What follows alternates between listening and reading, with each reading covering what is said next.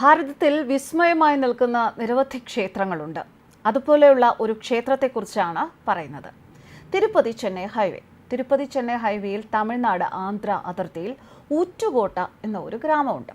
അവിടെ നിന്നും 3 കിലോമീറ്റർ അകലെ ആന്ധ്ര സംസ്ഥാനത്ത് ചിറ്റൂർ ജില്ലയിൽ സ്ഥിതി ചെയ്യുന്ന സ്ഥലമാണ് സുരട്ടുപള്ളി. ഇവിടെ ലോക പ്രശസ്തമായ ഒരു ശിവക്ഷേത്രമുണ്ട്. ഈ ശിവക്ഷേത്രത്തിൻ്റെ പേര് പള്ളികൊണ്ടേശ്വർ ക്ഷേത്രം. ഈ ക്ഷേത്രത്തിൽ ശിവൻ പള്ളി കൊണ്ടിരിക്കുന്നു. പറയുന്നത് പോലെ തന്നെ ലോകത്ത് ശിവൻ ശയനം ചെയ്യുന്ന രീതിയിലുള്ള വിഗ്രഹ പ്രതിഷ്ഠയുള്ള ഏക ക്ഷേത്രം.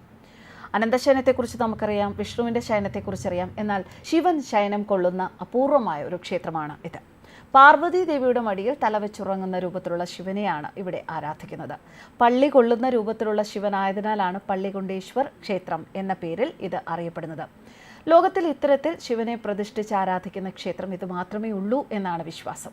ഭോഗശയന ശിവൻ എന്നും ഇവിടുത്തെ ശിവന് പേരുണ്ട്. ശിവൻ പള്ളി കൊണ്ടിരിക്കുന്നതിനാൽ പള്ളികൊണ്ടേശ്വർ എന്ന നാമത്തിൽ ശിവൻ അറിയപ്പെടുന്നു. ഈ അപൂർവ ക്ഷേത്രം ദർശിക്കുന്നതിന് ഒരുപാട് ഭക്തരാണ് എത്തുന്നത്.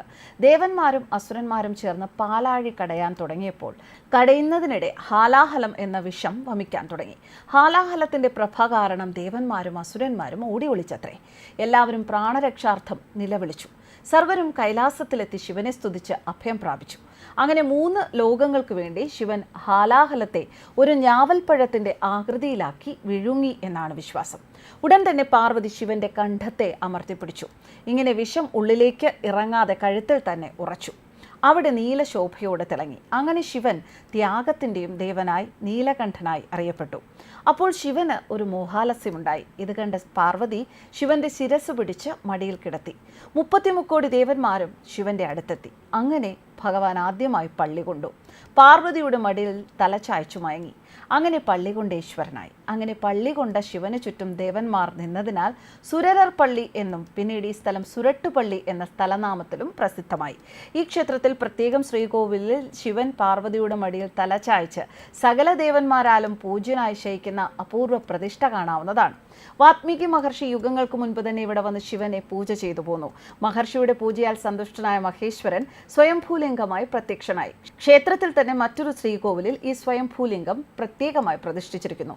വാൽമീകീശ്വരൻ എന്ന പേരിൽ വിഖ്യാതമായ ഈ ശിവലിംഗം അറിയപ്പെടുന്നുണ്ട്. രാവണവധത്തിന് ശേഷം ശ്രീരാമൻ, സീത, ലക്ഷ്മണ, ഭരത, ശത്രുഘ്ന, ഹനുമാൻ എന്നിവരോടൊത്ത് സ്വന്തം കൈകളാൽ പ്രതിഷ്ഠിച്ച ഒരു ശിവലിംഗവും ഇവിടെയുണ്ട്. രാമലിംഗേശ്വരൻ എന്ന പേരിൽ വിഖ്യാതമായ ഈ ശിവലിംഗം ക്ഷേത്രത്തിൽ മറ്റൊരു സന്നിധിയിൽ പ്രതിഷ്ഠിച്ചിരിക്കുന്നു. അതുകൊണ്ട് തന്നെ അപരരാമേശ്വരം എന്നും ഈ സന്നിധി അറിയപ്പെടുന്നുണ്ട്. രാമേശ്വരം തീർത്ഥാടനത്തിന്റെ അതേ ഫലങ്ങൾ ഈ ക്ഷേത്ര ദർശനം കൊണ്ട് സാധ്യമാകുന്നതാണ്. മരതാംബിക എന്ന പേരിൽ പാർവതി ദേവി പ്രത്യേക സന്നിധിയിൽ കുടികൊള്ളുന്നു. വളർന്നുകൊണ്ടിരിക്കുന്ന സാളഗ്രാമ ഗണപതി വിഗ്രഹം പ്രത്യേകം കോവിലിൽ പ്രതിഷ്ഠിച്ചിരിക്കുന്നു. മുരുകൻ, ശ്രീരാമൻ, സീത, ഹനുമാൻ, കാലഭൈരവൻ തുടങ്ങിയ ദേവന്മാരുടെ സന്നിധികളും ഈ ക്ഷേത്രത്തിലുണ്ട്. ലവകുശന്മാരുടെ പാദമുദ്ര പതിഞ്ഞ ഒരു പീഠവും ഇവിടെയുണ്ട്. അപ്പർ, സുന്ദർ, തിരുജ്ഞാന സംബന്ധർ തുടങ്ങിയ ശൈവജ്ഞാനികൾ തേവാരം പാടി സ്തുതിച്ച മഹാക്ഷേത്രമാണിത്. കൂവളം, വേപ്പ് തുടങ്ങിയ ക്ഷേത്രസസ്യങ്ങൾ ക്ഷേത്രവളപ്പിൽ നിറയെ പന്തലിച്ചു നിൽക്കുന്നു. ഗംഗയ്ക്ക് സമമായി അരണി എന്ന ഒരു നദിയും ഇതുവഴി ഒഴുകുന്നുണ്ട്. സകല ദേവീ ദേവന്മാരുടെയും സാന്നിധ്യമുള്ള ഈ ശിവക്ഷേത്രം ഭഗവാൻ ആദ്യമായി പ്രദോഷത്തിൽ നടനമാടിയതുകൂടിയാണ് എന്നാണ് വിശ്വാസം. ആദ്യമായി പ്രദോഷ പൂജ നടന്നതും ഇവിടെയാണത്രേ. അതിനാൽ പ്രദോഷ ക്ഷേത്രമെന്നും സുരട്ടുപള്ളി അറിയപ്പെടുന്നു. പള്ളികൊണ്ടേശ്വര ക്ഷേത്ര ദർശനത്താൽ സകല രോഗദുരിതാദികളും നീങ്ങും. വിഷഭയം അസ്തമിക്കും. ശിവജ്ഞാനം ലഭിക്കും. അതിനാൽ മോക്ഷവും ലഭിക്കും. സംശയമില്ല, ശിവൻ വിഷം പാനം ചെയ്ത നാൾ ഏകാദശിയായിരുന്നു. പിറ്റേന്ന് ദ്വാദശിയിലും പള്ളി കൊണ്ട അദ്ദേഹം അടുത്ത ദിവസം പ്രദോഷത്തിൽ എഴുന്നേറ്റ് പ്രദോഷ നടനമാടിയെന്നാണ് വിശ്വാസം. പള്ളി കൊണ്ട ശിവന് ചുറ്റും ദേവന്മാർ നിന്നതിനാൽ സുരറർ പള്ളി എന്നും പിന്നീട് ഈ സ്ഥലം സുരുട്ടുപള്ളി എന്ന സ്ഥലനാമത്താലും അറിയപ്പെട്ടു. എന്തായാലും മഹാദേവന്റെ അനന്തശയന പ്രതിഷ്ഠയുള്ള ഈ ക്ഷേത്രം വളരെയധികം അപൂർവതയും അതുപോലെ പ്രത്യേകതയും ഉള്ളത് തന്നെയാണ്. ന്യൂസ് ഡെസ്ക് കർമ്മ ന്യൂസ്.